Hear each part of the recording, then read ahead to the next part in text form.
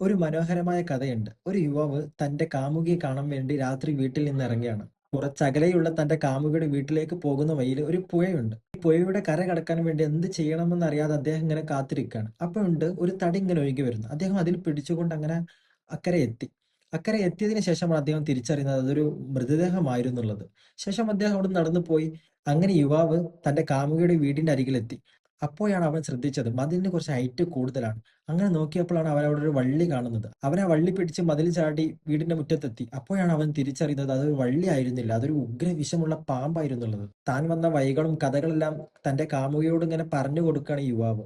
അപ്പോൾ യുവതി ഒന്ന് ചോദിച്ചു, എന്നോടുള്ള സ്നേഹം നിങ്ങൾ ധീരനാക്കി, മറ്റൊന്നിനെയും പേടിയില്ലാതെ നിങ്ങളെ കരുത്തനാക്കി. ഇത്രകാലം നിങ്ങൾ ആദരിച്ചു കൊണ്ടിരിക്കുന്ന പടച്ച റബ്ബിനോട് നിങ്ങൾക്ക് ഇത്ര സ്നേഹം ഉണ്ടായിരുന്നെങ്കിൽ നിങ്ങൾ ഇന്ന് എത്ര കരുത്തുറ്റവനായിരുന്നു, എത്ര ശക്തിമാനായിരുന്നു. അവൻ നമ്മുടെ അരികിലുണ്ടെന്ന് സൗർ ഗുഹയിൽ ഭയപ്പെട്ടിരിക്കുന്ന സിദ്ദീഖ് റളിയല്ലാഹുവിനോട് നബി സല്ലല്ലാഹു അലൈഹി വസല്ലം പറയുന്ന ഒരു രംഗമുണ്ട്. അതോടെ അദ്ദേഹത്തിന്റെ പേടി മാറി ഒരു കരുത്തുറ്റ ധീരനാവുകയാണ് അദ്ദേഹം അവിടെ. കണ്ണ് നിറയുന്ന സമയത്ത് ഈ വാക്കുകൾ നമ്മളെയും കരുത്തുറ്റവരാക്കണം. ഏറ്റവും വലിയവൻ നമ്മുടെ കൂടെയുണ്ട്.